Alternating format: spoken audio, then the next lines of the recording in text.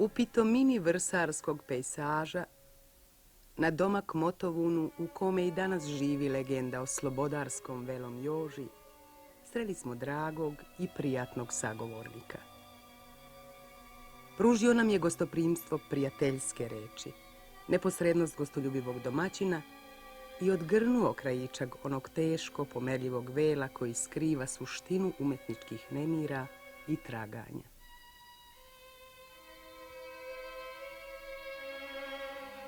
Dušana Đamonju, vajara i našeg domaćina u Vrsaru, u nas već toliko znaju da ga je teško iznova predstavljati.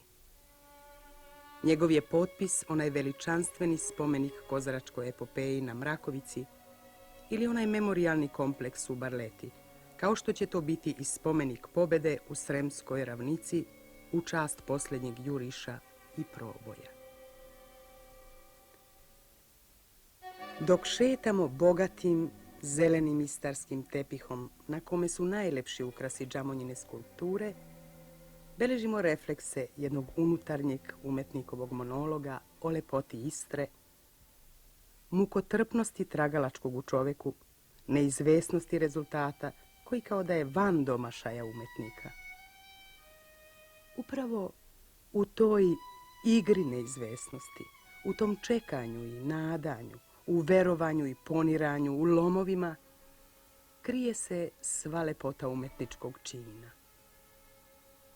A monolog je nešto što večito traje u čoveku.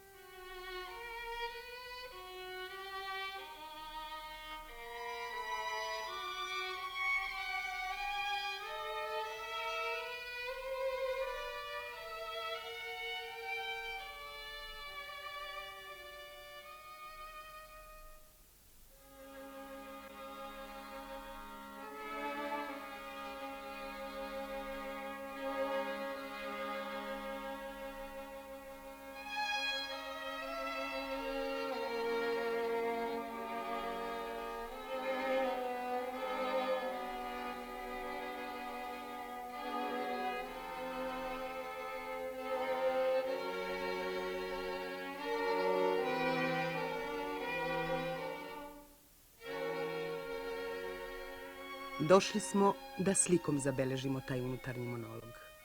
Da kamera bude svedok jednog nastajanja. To je privilegija. To je isto kao kad biste stajali pesniku nad glavom dok piše stih, hirurgu kraj skalpela dok menja reljef srca. Ali je to i onaj trenutak kad zrno proklija zametkom, kad izvor pronađe put i posrćući pretvori se u potok, kad usijano jezgro prevrši vulkansku kupu. Zato je uvek privilegija da kamera bude svedok nastajanja.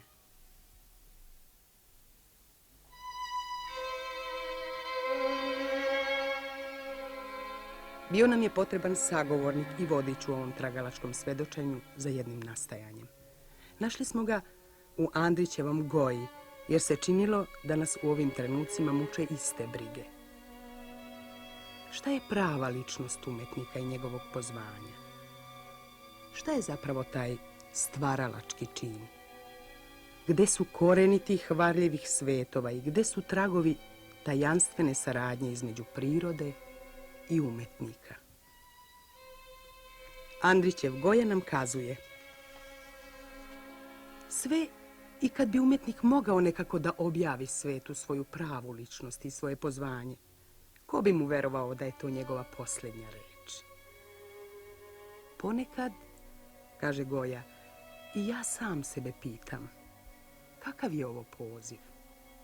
A poziv jeste, jer kako bi inače mogao ispuniti ceo život jednog čovjeka i doneti mu tolika zadovoljstva i tolika stradanja. Kakva je ovo neodoljiva i nezajažljiva težnja da se iz mraka nepostojanja ili iz tamnice koju predstavlja ova povezanost svega sa svime u životu, da se iz toga ništavila, iz tih okova, otima komadić po komadić života i sna ljudskog i da se uobličuje i utvrđuje zauvek.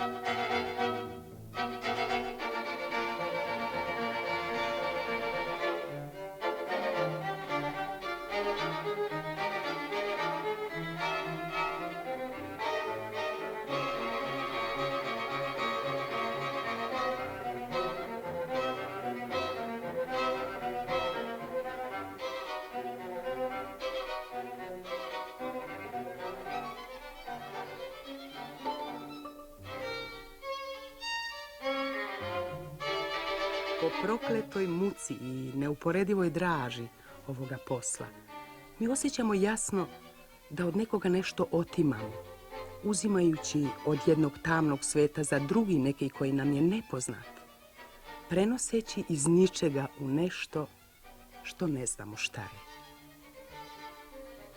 Mi stvaramo oblike kao neka druga priroda, zaustavljamo mladost. Po tom višku koji nosi svako umetničko delo kao neki trag tajanstvene saradnje između prirode i umetnika, vidi se demonsko poreklo umetnosti.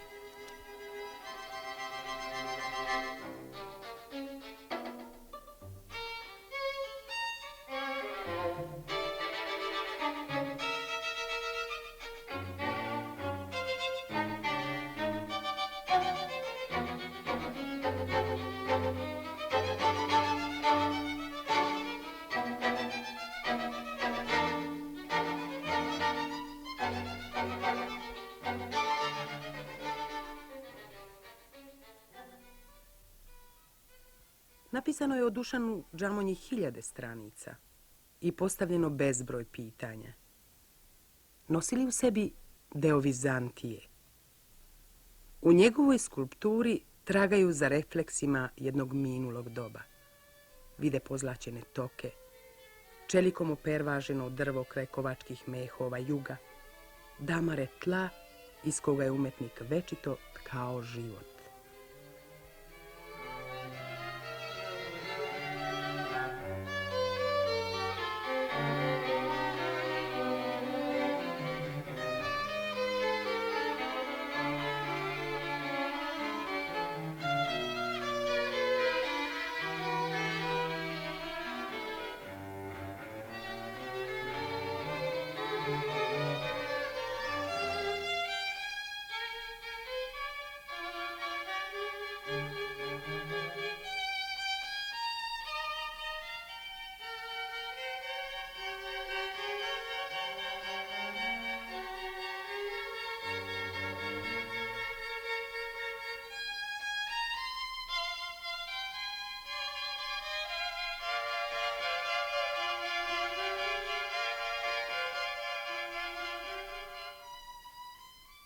Već više od 2 decenije Džamonja kleše u kamenu, pretače u beton i čelik poruke i sećanja.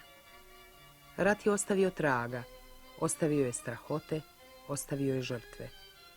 U pomeni njima izrastao je i ovaj jedinstveni monument na Kozari, jedno od najznačajnijih Džamonjinih dela. On je poruka i opomena, ali i simbol života pobednika, uhvaćenog u čeličnom refleksu sunca ovde na Mrakovici.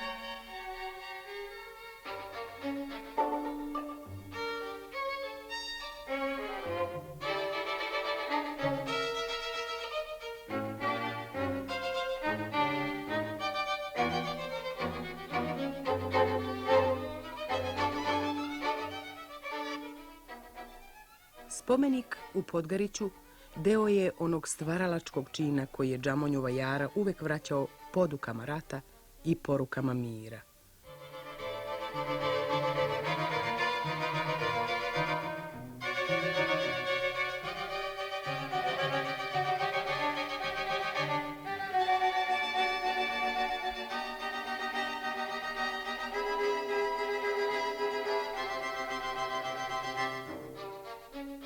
Barleta kraj Barija, spomen kosturnica jugoslovenskim internircima i partizanima. Još jedno umetničko beleženje poruka i tekovina revolucije. I prva nagrada za projekat Spomenik u Povede, čije vertikale treba da preseku horizonte Sremske ravnice, korak je dalje i argumenat više činjenici da se umetnik vazda i uvek neponovljivo potvrđuje.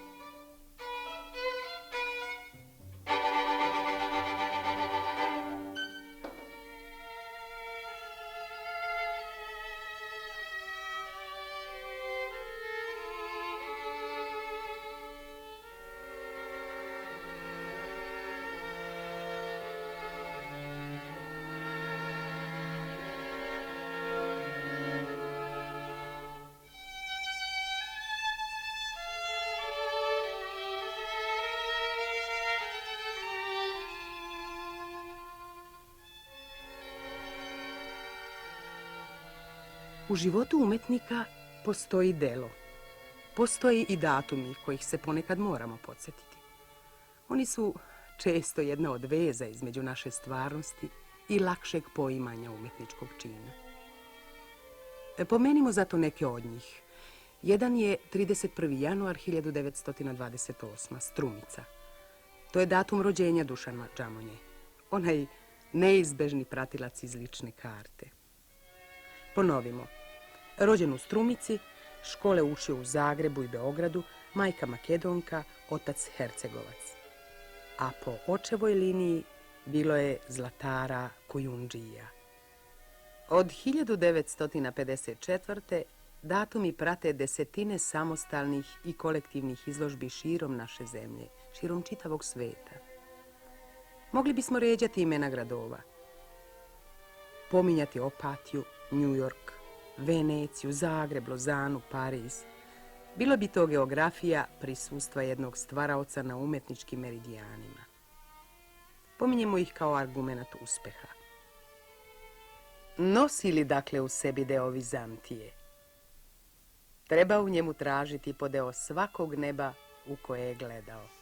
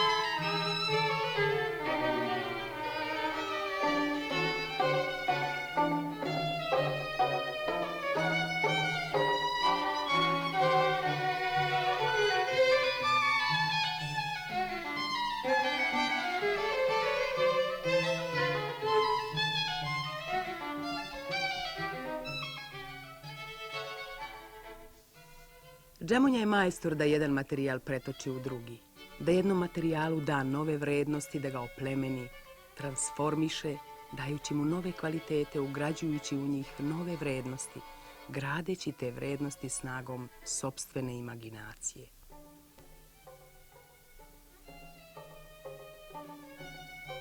Kritičari kažu, Džamonja oživljava duh moderne skulpture, ne podleže manirizmu i oslonac mu je u autentičnoj narodnoj vokaciji. U jednom trenutku nazvali su neke njegove skulpture amblematičnim, tragajući u njima za teškim uspomenama rata, torturama, patnji.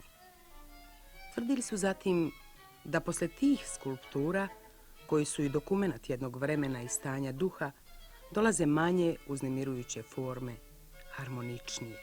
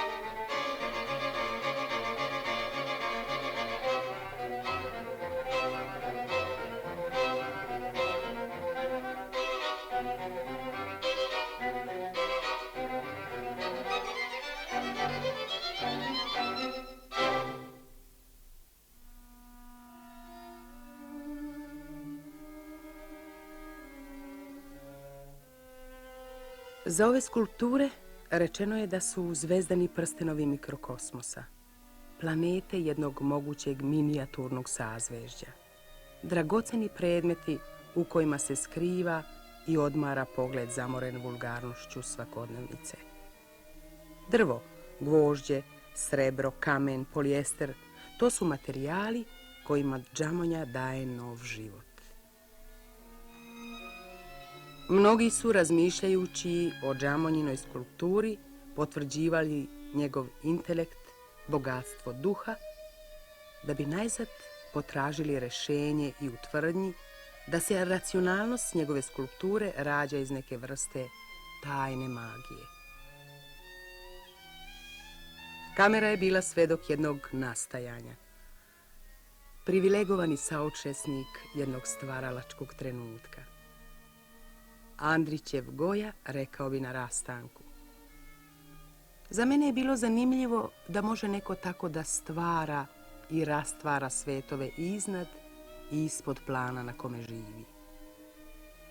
I uverio bi nas da je umetnik tako tvorac novih, sličnih, a ne i jednakih pojava i varljivih svetova po kojima ljudsko oko može da šeta sa uživanjem i ponosom, ali kroz koje se pri bližem dodiru propadne odmah u ambis ništavila. Zato se rastajemo ponovo u nadanju. Valjda je i to jedan od dokaza da nam je umetnik bio domaćin. Krademo mu deo te nade za riznicu uspomena. Saučesnički je dobrodušan, svestan neiscrpnosti nadanja.